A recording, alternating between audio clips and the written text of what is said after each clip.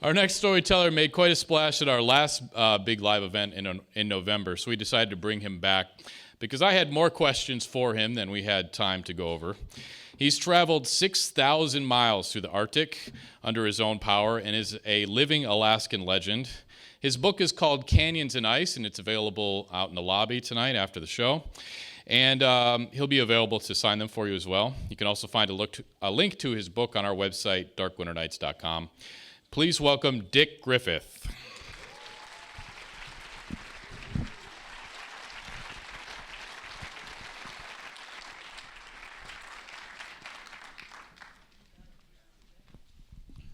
I'm going to give you that one. Hold it nice and close. I'll just take the top off. So, in all fairness, the last time we did this, Dick, I gave you like a heads up on what the questions were going to be, right? That's right, and I couldn't hear anything you said. Yeah. So it was win-win. Yeah. This time I haven't given you any clue what I'm saying, so you can't fake your answers, right? Can you hear me this time? I still can't hear you. Okay. All right, I'll just talk more directly to you like that, all right? That works better, Yeah. yes. If you all just want to go out to the lobby for That's a while. okay. You say that a wise man once said the ultimate quest has no end. Do you still feel that way? I still feel that way. I just got off the Grand Canyon last week. I had a 24-day trip. I go down every year. I'm a boatman, and I love the canyon country.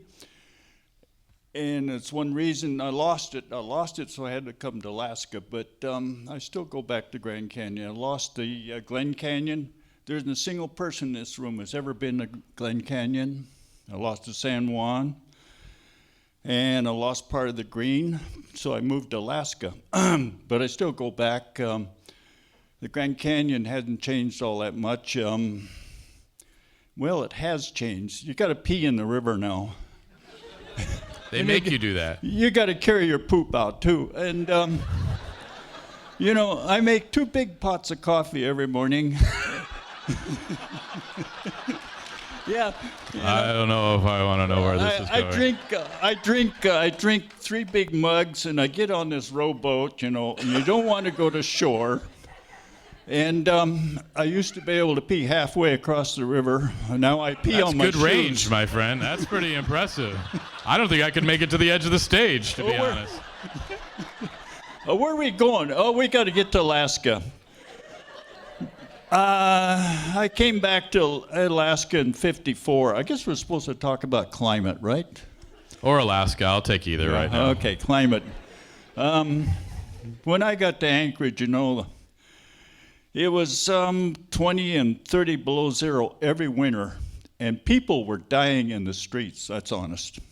And now it's got warmer and warmer and warmer, and the people aren't dying anymore. And we got more people in Anchorage we know what to do with. Yeah. I just want to clarify what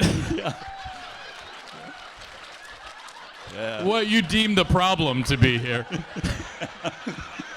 Yeah, okay. Where are we going from here? I have all these smart questions for you. Wait a minute. What about the Arctic called you so strongly? Why do you have to go up there and walk? I've spent so much time. Some of these people, they go out on a snow machine. They camp 2 nights on the Arctic, and they put up a wire line, electric fence around their tent, and then they go back on their snow machine. Glamping, I think we just determined that. Yes. I'm a purist. I went with skis. I pull my own sled. I don't have dogs. Well, I did, but I ate them. But, yeah. I think, we're going to have you on again in April. That's another story. Yeah, okay. Yeah. Let's see. What did I... Oh, yes, I remember what I did. I walked from Kaktovik to Anaktuvik in 1959. And then from there on, I went to Kotzebue, and there were so many mosquitoes that I hate mosquitoes. There's just so many. So I started traveling in the wintertime. because there's no mosquitoes in the wintertime. Everybody knows that. And I started at Nuiqsut, and I skied to Anaktuvuk, and Anaktuvuk to Bettles, and Bettles to Allakaket, and over the Ray Mountains to Tanana, and down to Unalakleet, and then I retired in 1989, so I could just keep going. So I started at Unalakleet, and I skied to Barrow. That's 900 miles. I made it in 63 days. And when I got to Barrow, I decided I'll go to Kaktovik. So I skied to Kaktovik. And when I got to Kaktovik, I decided to keep going. And next year I went to Tuktoyaktuk. And then from there I went to Polituk and Klugatuk and Cambridge Bay, Johaven, Pelly Bay, and I ended up in Repulse Bay at the end of Hudson Bay. And at the time I was 73 years old when I finished. And my travel across the Arctic was pretty slow. I only made 15 miles a day. That's my average speed. So I was out there actually over a year. And speaking of global warming, I keep seeing these ridiculous pictures of these starving polar bears sitting on a block of ice. I've seen starving moose. They look the same way. I've seen starving caribou. They look the same way. And I run into, I don't know how many polar bears, because I've gone through, I figured, 3,500 miles of polar bear country. And I've had a few run-ins, but I'm very careless. Don't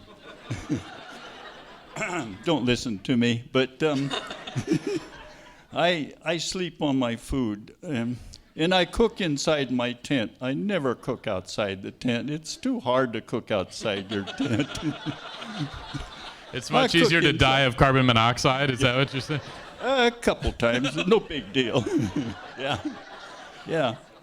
And polar bears, they're gentle creatures. They really are. They got a bad rap, I still think so. All the natives carry weapons, and I don't carry anything. I don't carry a rifle, pistol. Well, for one thing, I can't get on the airplane. I can't carry bear spray. I can't carry a flare gun. I can't carry none of that stuff. So I just deal with one-on-one basis. When they come into my camp, I grab a ski and my sled, and I beat on my sled, and I run them off. And they stay away. They don't like me. And but there was well, I had one of them go around my tent once all night long. I went out in the tent and I saw this ring of polar bear tracks around and around and around all night long. He went around and around and around. And I never did see the bear, which is lucky. But they say that polar bears are real hungry and they eat people. You know, if they ate me, I'd be in little brown piles in the Arctic. They didn't eat me.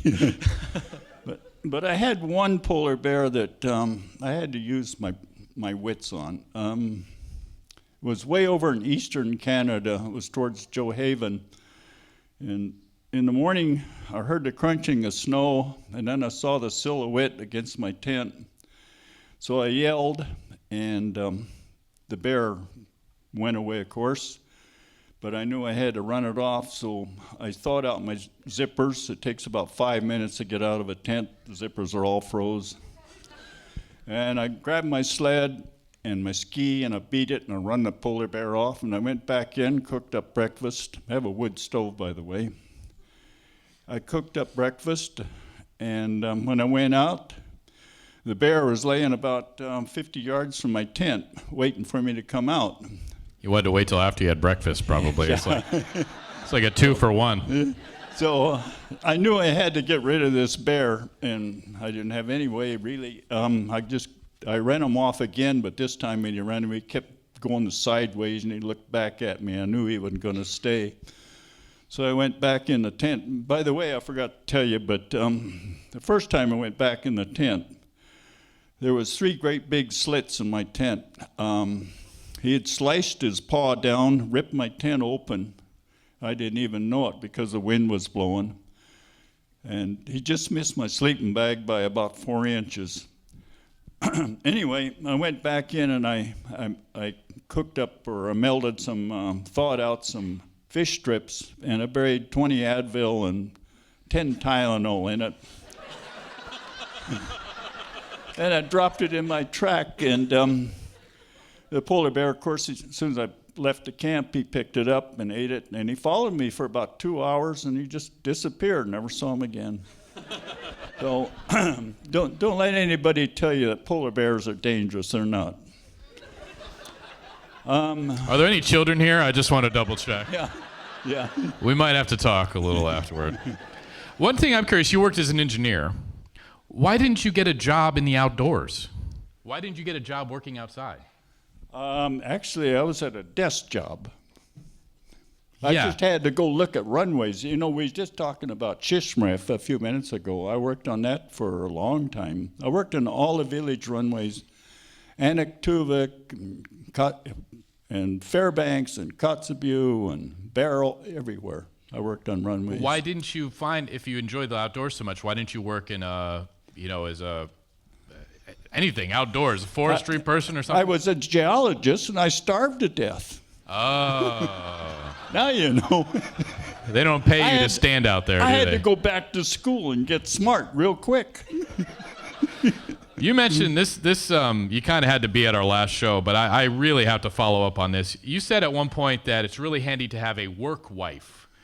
Are you young guys out there? And we didn't get a chance to get into what that meant. And a lot of people asked me afterward, how come you didn't follow up on that?